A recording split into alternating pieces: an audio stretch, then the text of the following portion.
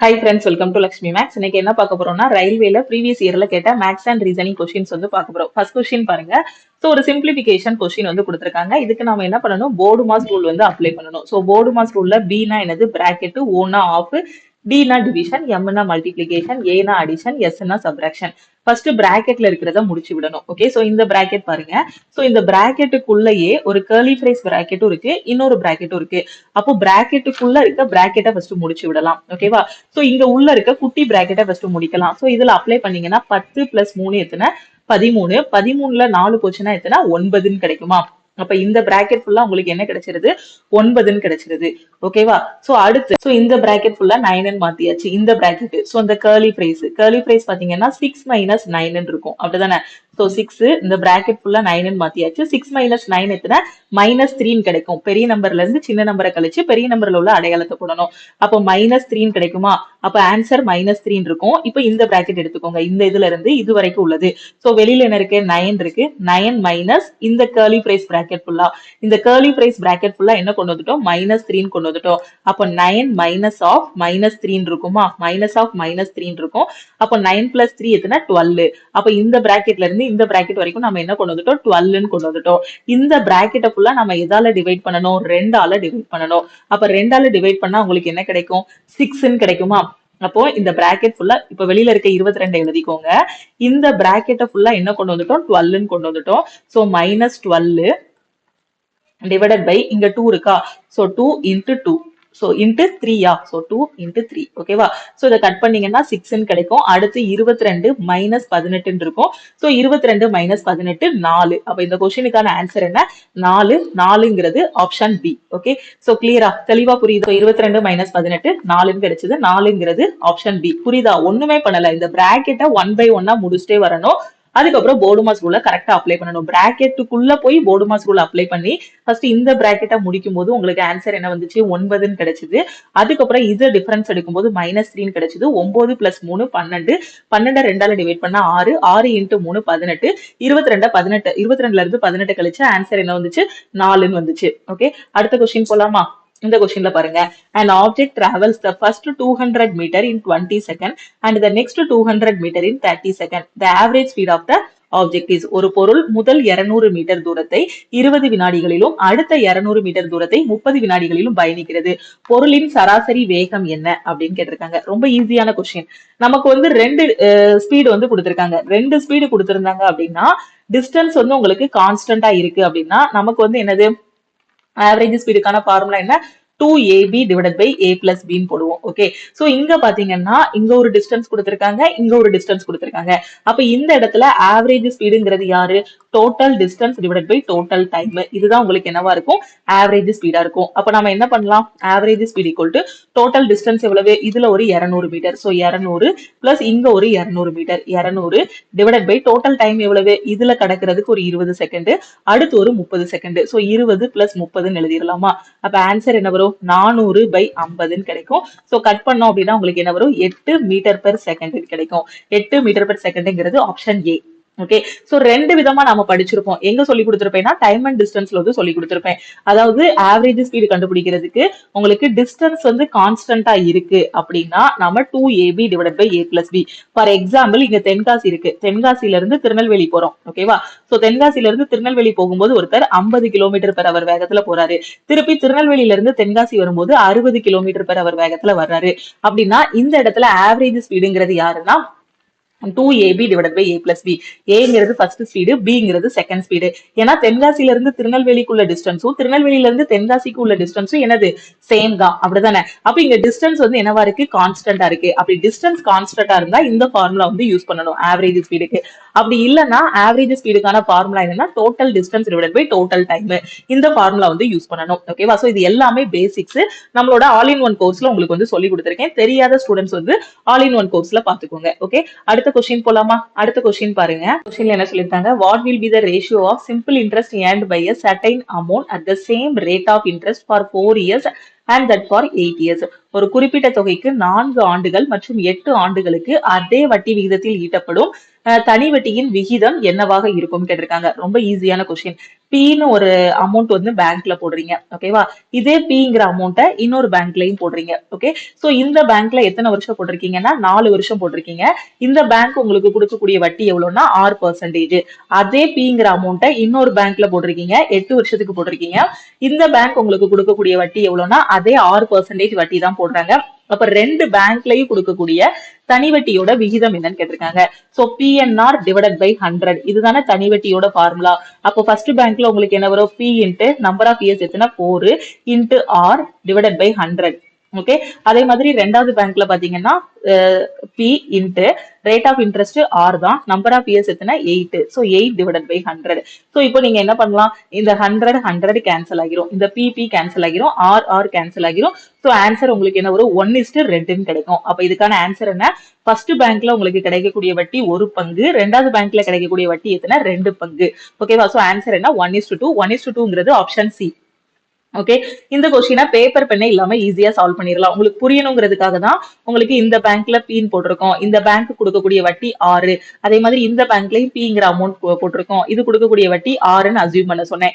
இதை டைரக்டாவே நீங்க வந்து இது பண்ணிக்கலாம். ஏன்னா ரெண்டுலயுமே ஒரே வட்டி விகிதம் தான், போடக்கூடிய அமௌண்ட்டும் அதே தொகை தான், தொகையும் வட்டி விகிதமும் சேம் தான். அப்போ மைண்ட்ல என்ன பண்ணிக்கலாம்? பியும் ஆரும் சேம்னா இருக்கக்கூடிய எண் மட்டும் தான் டிஃபரன்ஸா இருக்கு. அப்ப அதோட ரேஷியோ என்ன வரும்? 1 நாள் 4, 2 நாள் 8. ஸோ 1:2 டைரக்டா சொல்லிடலாம். இப்படி எழுதியே கால்குலேட் பண்ண வேண்டாம். இப்போ இதை எழுதாம நான் டைரக்டாவே இதோட ஆன்சர் 1:2 சொன்னா உங்களுக்கு கன்ஃபியூஸா இருக்கும். அதனாலதான் நான் என்ன சொல்லியிருக்கேன்னா, இந்த பேங்க்ல போடக்கூடிய அமௌண்ட் பி, அங்க கொடுக்கக்கூடிய வட்டி ஆர், இங்கேயும் பி, இங்க போடக்கூடிய வட்டியும் ஆர். ஓகேவா? அப்ப ரெண்டுமே போடக்கூடிய அமௌண்ட் சேம் தான். எப்படியுமே பி கேன்சல் ஆகிரும், ஆர் கேன்சல் ஆகிரும். கடைசி மிச்சம் இருக்கிறது இங்க 4, 8 மட்டும் தான். அப்ப ரேஷியோ என்ன வரும்? 1:2 கிடைக்கும். ஓகே, தெளிவா புரிஞ்சிருச்சா? அடுத்த கொஸ்டின் போலாமா? இந்த கொஸ்டின்ல என்ன சொல்லிருக்காங்க? ப்ராஃபிட் அண்ட் லாஸ்ல இருக்கக்கூடிய கொஸ்டின். ஓகேவா? A retailer buys 50 pence at the marked price of 44 pence. If he sells these pence at a discount of 1% on the marked price, what is the profit percent? ஒரு சில்லறை விற்பனையாளர் 50 பேனாக்களை 44 பேனாக்களின் குறித்த விலையில் வாங்குகிறார். அவர் குறித்த விலையில் 1% தள்ளுபடி தந்தால் இந்த பேனாக்களை விற்றால் சதவீத லாபம் என்ன? ஓகேவா? அவருக்கு கிடைக்கக்கூடிய லாபம் என்ன? ஓகே, 1% தள்ளுபடி கொடுக்கும் போது அவருக்கு கிடைக்கக்கூடிய லாபம் என்னன்னு கேட்டிருக்காங்க. ஓகே, சோ அவரு எவ்வளவு பேனா வாங்குறாரு? 50 பேனா வாங்குறாரு. சோ எவ்வளவு பேனா வாங்குறாரு? 50 பேனா வாங்குறாரு. ஓகேவா? சோ 50 பேனா வாங்குறாரு. அதோட மார்க் பிரைஸ் என்னவா இருக்கும்?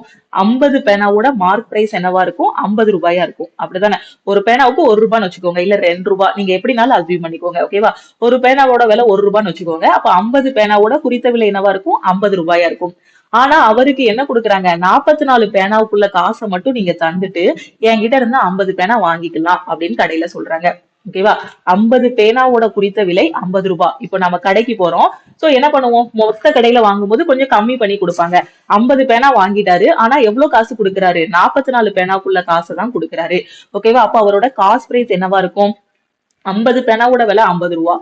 அப்ப இங்க 44 பேனாவுக்குள்ள விலையை தான் அவர் என்ன பண்றாரு? கொடுத்து வாங்குறாரு. அப்ப அவர் எவ்வளவு ரூபாய் செலவு பண்ணுவாரு? 50 பேனா வாங்குறதுக்கு 44 ரூபாய் கொடுப்பாரு. அப்படிதானே? சோ இது ரூபாய். இது 50 பொருட்களோட குறித்த விலை 50 ரூபாய். ஆனா அந்த கடைக்காரரு மொத்த கடையில போய் வாங்குறதுனால என்ன பண்றாங்க? அவருக்கு 44 பேனாவுக்குள்ள காசை மட்டும் நீங்க கொடுங்க அப்படின்னு கேக்குறாங்க. ஓகே, சோ அப்ப எவ்வளவு ரூபாய் கொடுப்பாரு? வெறும் 44 ரூபாய் மட்டும் கொடுப்பாரு. ஓகேவா? இது அவரோட காஸ்ட் பிரைஸ். இப்ப என்ன பண்றாருன்னா, இந்த 50 பேனாவையும் வாங்கிட்டு வந்துட்டாரு. ஓகேவா? 50 பேனாவையும் வாங்கிட்டு வந்துட்டாரு. If he sells the pens at a discount of 1% on the marked price. ஓகேவா? சோ 50 பேனாவோட குறித்த விலை எவ்வளவு? 50 ரூபாய். இதுல 1% தள்ளுபடி கொடுக்கிறாரு. ஓகே, 1% தள்ளுபடி கொடுத்து வித்தாருன்னா அவருக்கு கிடைக்கக்கூடிய ப்ராஃபிட் என்ன? இப்போ அவரோட செல்லிங் பிரைஸ் என்னவா இருக்கும்? 50 பேனாவோட குறித்த விலை எவ்வளவு? 50 ரூபாய். ஓகே, காஸ்ட் பிரைஸ்ல தள்ளுபடி கொடுத்தாருன்னா அவருக்கு நஷ்டம் தான் ஆகும். ஓகே, மார்க் பிரைஸ்ல எவ்வளவு கொடுக்குறாரு? வெறும் 1% மட்டும் தள்ளுபடி கொடுக்குறாரு. ஓகே, சோ 1% தள்ளுபடி கொடுக்கும்போது எவ்வளவு ரூபாய்க்கு விற்பாரு? செல்லிங் பிரைஸ் என்ன வரும்? 50 இன்ட்டு 99 டிவைடட் பை 100 கிடைக்கும். 0 கட் ஆகிரும். சோ 99 இன்ட்டு 5, 9 5 45, 45 4 49, ஒரு டிஜிட் தள்ளி புள்ளி வச்சா 49 ரூபாய் 50 பைசாவுக்கு விற்கிறாரு. ஓகே. சோ அவர் வாங்குனது 44 ரூபாய், விக்கிறது எவ்வளவு? 49 ரூபாய் 50 பைசாவுக்கு விக்கிறாரு. அப்ப அவருக்கு லாபம் எவ்வளவு கிடைக்கும்? சோ 44 ரூபாய், 44 ரூபாய் மதிப்புள்ள பொருளை 49 ரூபாய் 50 பைசாவுக்கு விக்கிறாருன்னா லாபம் எவ்வளவு கிடைக்கும்? 5 ரூபாய் 50 பைசா கிடைக்குமா? சோ 5 ரூபாய், இதுல இருந்து இதை கழிச்சா என்ன வரும்? 5 ரூபாய் 50 பைசா அவருக்கு லாபம் கிடைக்கும். எனக்கு எவ்வளவு லாபம்னு கேட்கல, லாப சதவீதம் கேட்டிருக்காங்க. சோ இது எல்லாமே பேசிக்ஸ். நம்மளோட ப்ராஃபிட் அண்ட் லாஸ் கிளாஸ்ல வந்து சொல்லி கொடுத்துருப்பேன் ஆல் இன் ஒன் கோர்ஸ்ல. மார்க் பிரைஸ்னா என்ன, காஸ்ட் பிரைஸ்னா என்ன, செல்லிங் பிரைஸ்னா என்ன, அடக்க விலை, குறித்த விலை, விற்ற விலைனா என்ன, மார்க்க பிரைஸ்னா என்னங்கறத எல்லாத்தையுமே டீடைலா சொல்லியிருப்பேன். உங்களுக்கு பேசிக்ஸ் எதுவுமே தெரியல அப்படின்னா நம்ம ஆல் இன் ஒன் கோர்ஸ்ல இருக்கக்கூடிய கிளாஸஸை நல்லா பாத்துக்கோங்க. ஓகே. சோ லாபம் எவ்வளவு? 5.5 ரூபாய். ஓகேவா? 5 ரூபாய் 50 பைசா. எனக்கு லாப சதவீதம் தான் வேணும். அப்ப லாபத்தை மேல போடுங்க, கீழே எது வைக்கணும்? Cost price. சோ பெர்சன்டேஜ்ங்கிறதுனால என்ன பண்ணணும்? இன்ட்டு 100 போட்டுக்கணும். ஓகே. சோ இன்ட்டு 100 போட்டாச்சு. சோ இப்போ என்ன பண்ணலாம்? 11 நாள் 44. சோ திருப்பி 25 நாள் 100ன்னு வரும். வேற என்ன பண்ணலாம்? 1 11 11, 5 11 55, 0.5 இருக்கும். 25 இன்ட்டு 5 எத்தனை? 125. ஒரு டிஜிட் தள்ளி புள்ளி வச்சா 12.5%. அப்ப அவருக்கு கிடைக்கக்கூடிய லாபம் எவ்வளவு? 12.5%. ஓகே. தெளிவா புரியுதா? அடுத்த கொஸ்டின் போலாமா?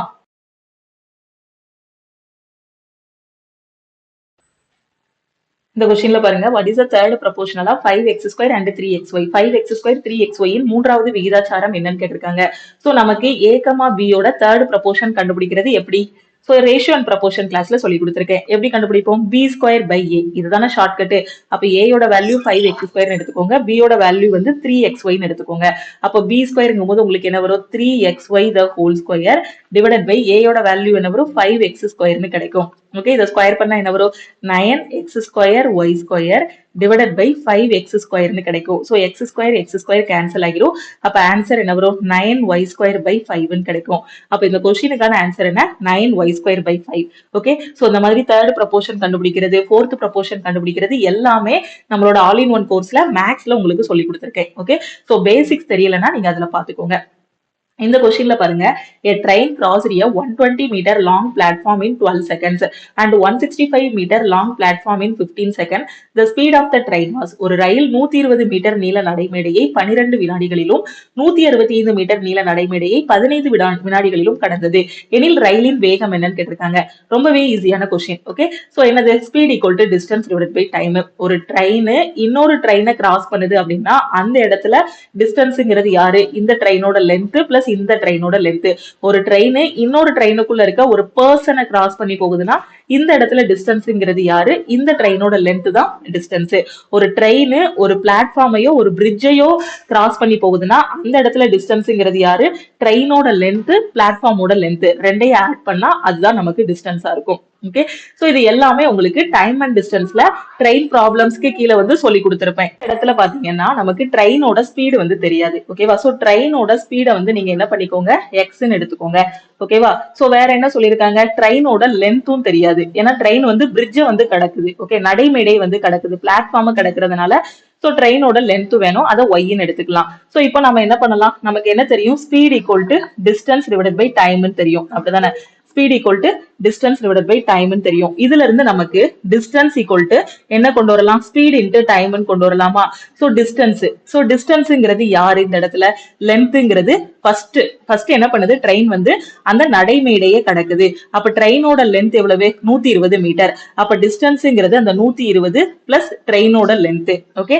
Equal to. So distance equal to speed into time. So ட்ரெயினோட ஸ்பீட் எவ்வளவு?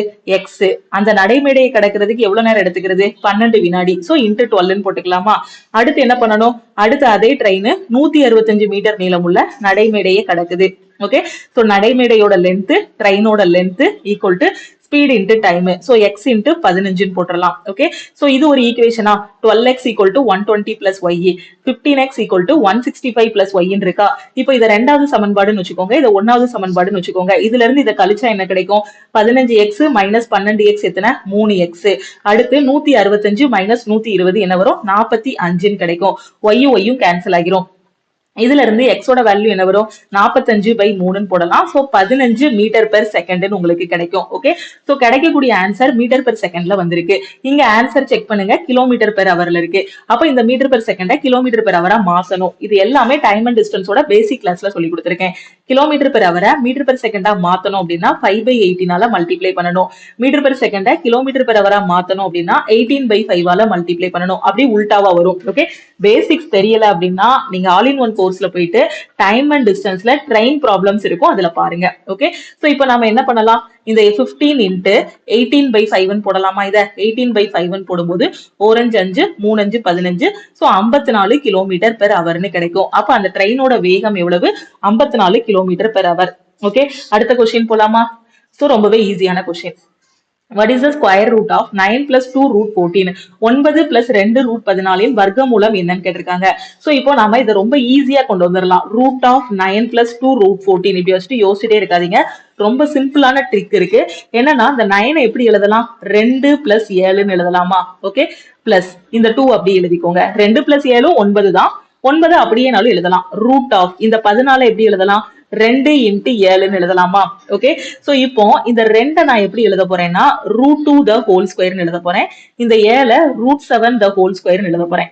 ஓகே, பிளஸ் 2 into இந்த 2 ரூட் 2 எழுத போறேன். இன்ட்டு இந்த ரூட்டுக்குள்ள இருக்க 7, சோ ரூட் 7ன்னு தனியா எழுத போறேன். இப்போ இது என்ன ஃபார்மட்ல இருக்கு? a square plus b square plus 2ab ஃபார்மட்ல இருக்கா? a யோட வேல்யூ ரூட் 2, b யோட வேல்யூ ரூட் 7ன்னு கிடைச்சிருது. ஓகே, அப்ப a square plus b square plus 2abங்கிறது எதோட ஃபார்முலா? a plus b the whole ஸ்கொயரோட ஃபார்முலா. அப்போ இதை எப்படி a plus b the whole ஸ்கொயர்னு எழுதலாம்? a யோட வேல்யூ என்னது? ரூட் 2, b யோட வேல்யூ என்னது? Root 7. Root 2 plus root 7 the whole square.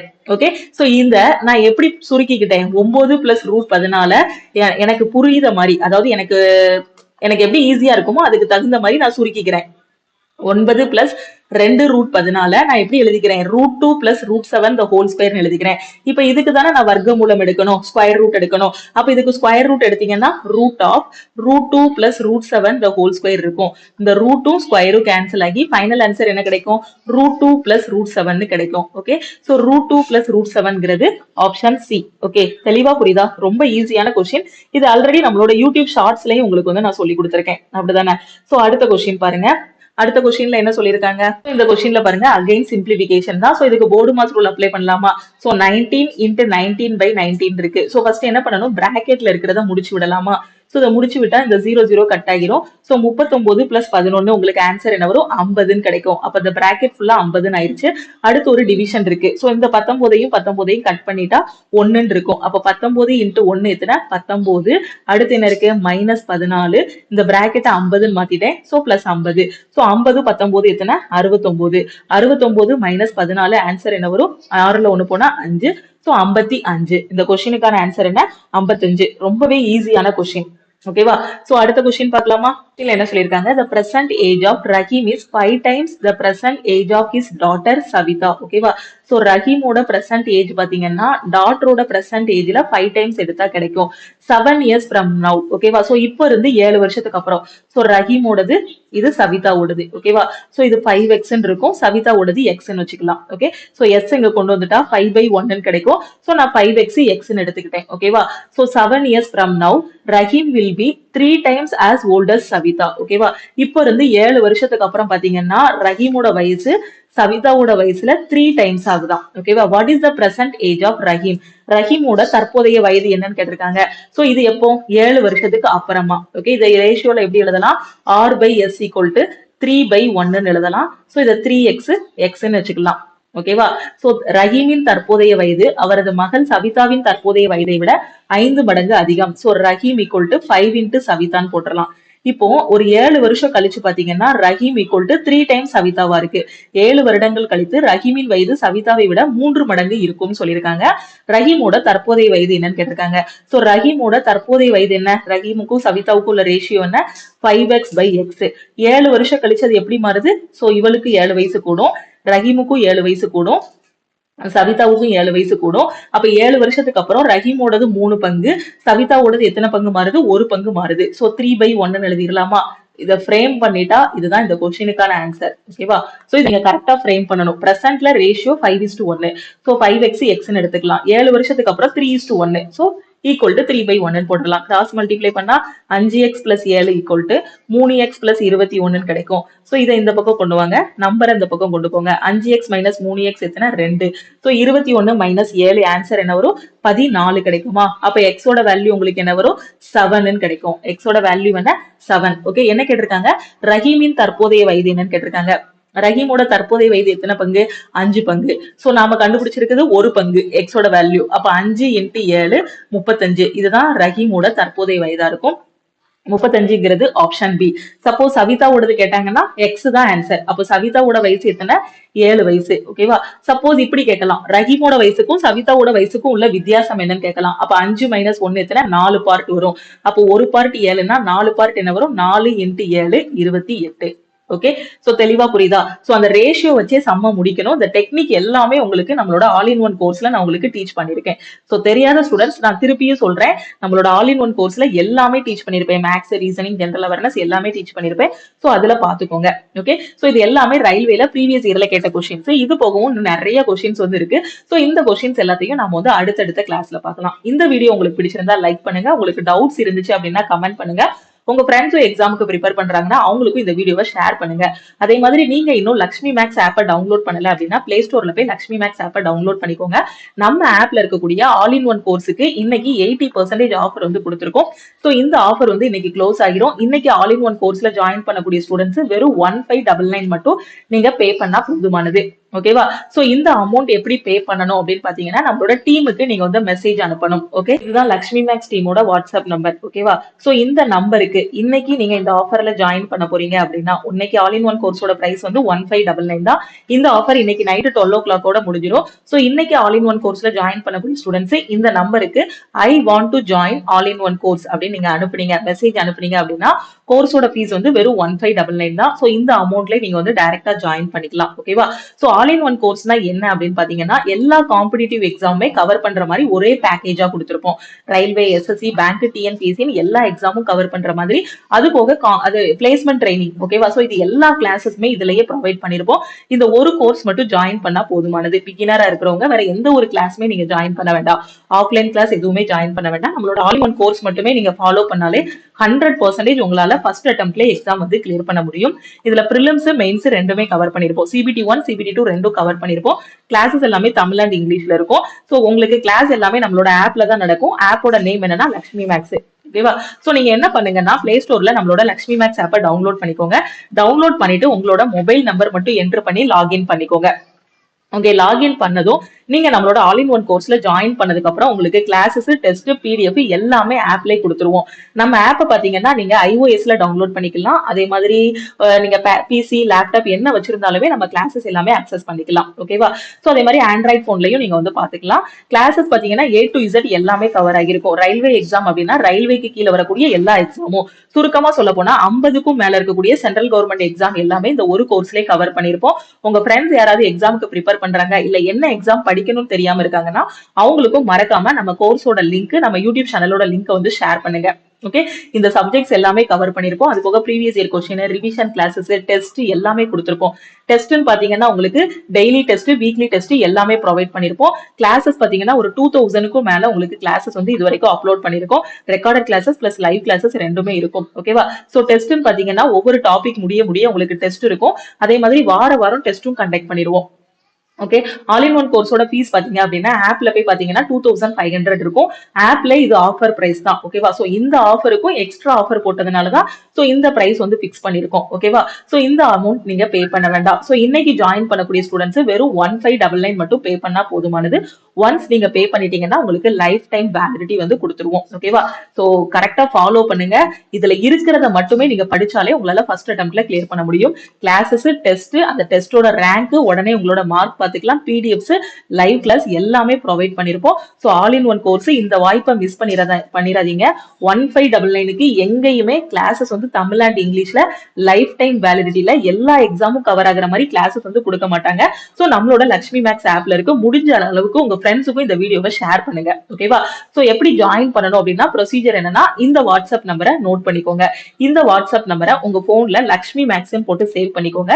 Save பண்ணிட்டு இந்த நம்பருக்கு நான் மேல கொடுத்திருக்க மெசேஜ் இருக்கு பாத்தீங்களா, I want to join all in one course. Okay, so இந்த மெசேஜ் அனுப்புனீங்க அப்படின்னா டீம்ல இருந்து கான்டாக்ட் பண்ணிட்டு உங்களுக்கு ஜிபே நம்பர் இல்ல அக்கௌண்ட் நம்பர் வந்து கொடுப்பாங்க.